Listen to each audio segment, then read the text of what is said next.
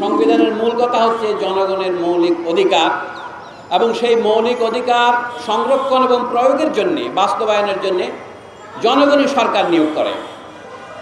তা আমাদের যে কয়টি সরকার আছে এটা বলা একটু মুশকিল হচ্ছে। শেখ হাসিনার পলায়ন এবং পতনের ৪৫ দিন পূর্ণ হলো। এর মধ্যে আমরা ঠিক বুঝতে পারছি না দেশে কয়টা সরকার আছে।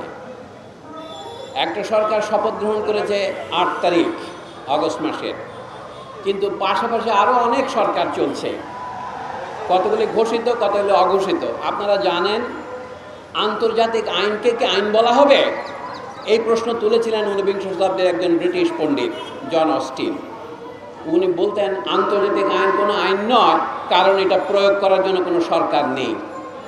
তো দেশে যদি আমাদের সংবিধান বলবৎ থাকে, সংবিধানের মূল কথা হচ্ছে জনগণের মৌলিক অধিকার এবং সেই মৌলিক অধিকার সংরক্ষণ এবং প্রয়োগের জন্য বাস্তবায়নের জন্য জনগণই সরকার নিয়োগ করে। তা আমাদের যে কয়টি সরকার আছে এটা বলা একটু মুশকিল হচ্ছে। যেমন আমরা এটাকে অভ্যুত্থান বলবো, গণ অভ্যুত্থান বলবো না বিপ্লব বলবো, এই নিয়ে একটা তর্ক আছে। আপনি যদি এটাকে গণ অভ্যুত্থান বলেন, এই গণ অভ্যুত্থানের ফলে এই সরকার গঠিত হয়েছে, তাহলে এই সরকার জনগণের ইচ্ছে বাস্তবায়ন করবে না জনগণের ইচ্ছের বিরুদ্ধে যাবে? এটা হচ্ছে এই সরকারের বৈধতার মাপকাঠি। এখন ধরুন এই বিপ্লবের সাথে কতগুলি উপপ্লব তৈরি হয়েছে, উপবিপ্লব বলতে পারেন। দেখা যাচ্ছে নানা জায়গায় জাতীয় সঙ্গীত বদলাবার স্লোগান দেওয়া হচ্ছে।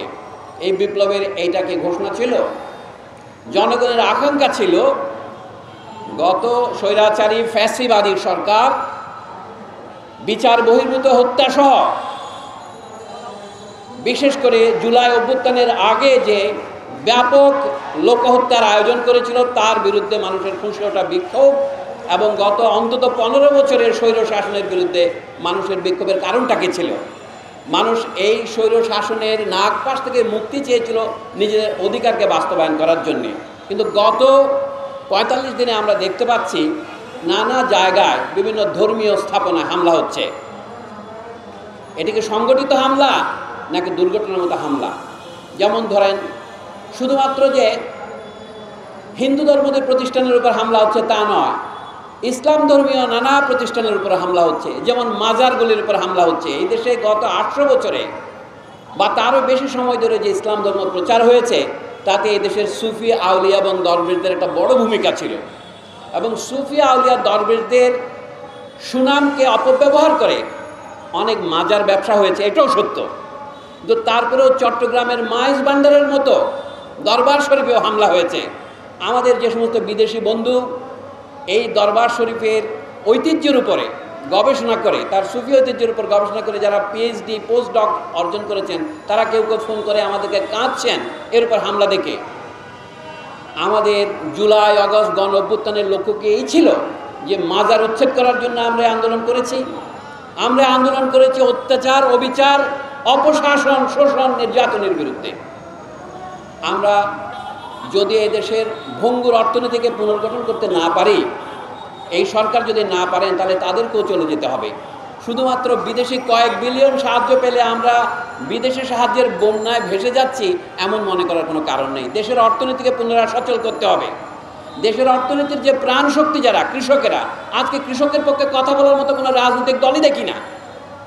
আমার বক্তব্য শুধু এই ৪৫ দিনের সরকারের প্রতি নয়, এই সরকার যে কতদিন থাকবে সে ব্যাপারে আপনারা কি কিছু জানেন? আমি তো অন্তত জানি না। তারা বলছে সংস্কার করতে আমাদের যতদিন লাগবে আমরা ততদিন থাকবো। আজকে সংস্কার করতে যদি তাদের আরও ১৫ বছর লাগে, তাহলে কি তাদেরকে ১৫ বছর থাকতে দেবেন আপনারা? তাহলে তাদের বলা উচিত এই সংস্কার করতে কত দূর লাগে। আপনারা নাজিম হিকমতের কবিতা জানেন, বিংশ শতাব্দীতে মানুষের শোকের আয়ু বড় জোর ১ বছর, এবং এই সমস্ত সরকারকে মানুষ বড় জোর ১ বছর সহ্য করে, এর বেশি ঘটনা। কারণ মানুষ তার লক্ষ্যে পৌঁছানোর জন্য সরকারকে একটা মাধ্যম হিসেবে ব্যবহার করেছে। সরকার হচ্ছে আমার অধিকার বাস্তবায়নের গ্যারান্টি। যদি ঊনবিংশ শতাব্দীতে আন্তর্জাতিক আইনকে আইন বলা হতো না, অন্তত অনেক মনীষী বলতেন না, কারণ এই আইন বাস্তবায়নের কোনো শক্তি নেই। আমাদের অধিকার রক্ষা করার শক্তি যদি বর্তমান সরকারের না থাকে, বা তার সাথে যে অন্যান্য উপসরকার আছে, অঘোষিত সরকার আছে, তারা যদি এটা বাস্তবায়িত হতে না দিয়ে থাকে, সেটা মালিকদের হতে পারে, এটা সেনাবাহিনীর হতে পারে, এটা অন্যান্য বিভিন্ন রকমের প্রাইভেট বাহিনীর হতে পারে। তাহলে এই সরকার কিন্তু যে ম্যান্ডেট দাবি করছেন সেই ম্যান্ডেট বেশি দিন থাকবে না। আমাদের গণতান্ত্রিক অধিকার কমিটি গঠন করার প্রয়োজন কেন দেখা দিল?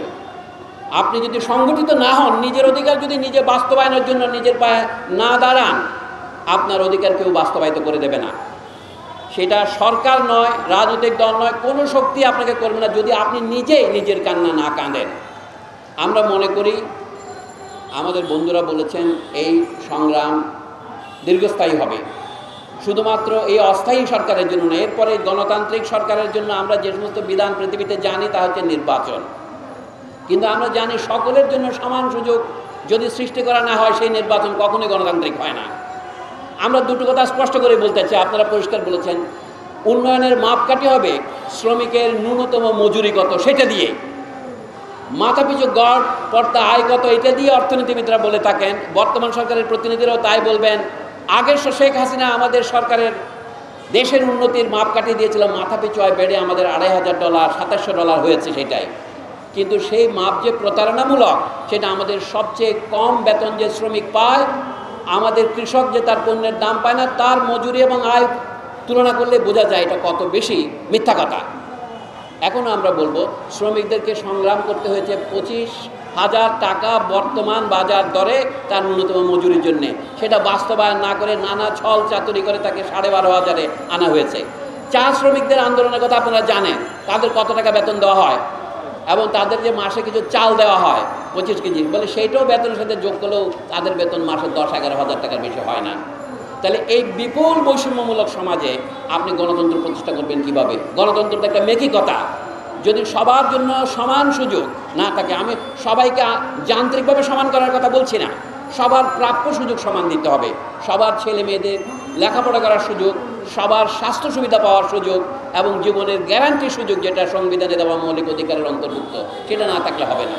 তা আমাদের দাবি হচ্ছে, গণতান্ত্রিক অধিকার কমিটির দাবি হবে, এই সংগ্রাম চলতে থাকবে আমাদের প্রত্যেকটা অধিকার আদায় করার জন্যে।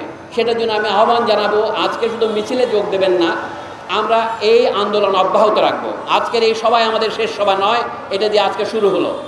আমাদের এখন সময় শেষ হয়েছে। আমি লম্বা বক্তৃতা না দিয়ে শুধু এই কথা আপনাদের স্মরণ করিয়ে দেই, বর্তমান সরকার তাদের কর্মসূচি রোড ম্যাপ এখনও ঘোষণা করেনি। এই যে ডক্টর হারুনুর রশিদ যেমন বললেন, এই 45 দিন গিয়েছে, তারা স্কুল কলেজ খোলার ব্যবস্থা সম্মুখভাবে করতে পারেননি এবং তাদের অনেক সিদ্ধান্ত বিতর্কমূলক, যেমন কোনো পরীক্ষা বা কোনো রকমের ব্যবস্থা না করে ছাত্রদের কারো দাবির মুখে উচ্চ মাধ্যমিক পরীক্ষা ছাড়াই তাদেরকে সার্টিফিকেট দেওয়ার সিদ্ধান্ত, অনেকগুলো সিদ্ধান্ত বিতর্কিত হচ্ছে।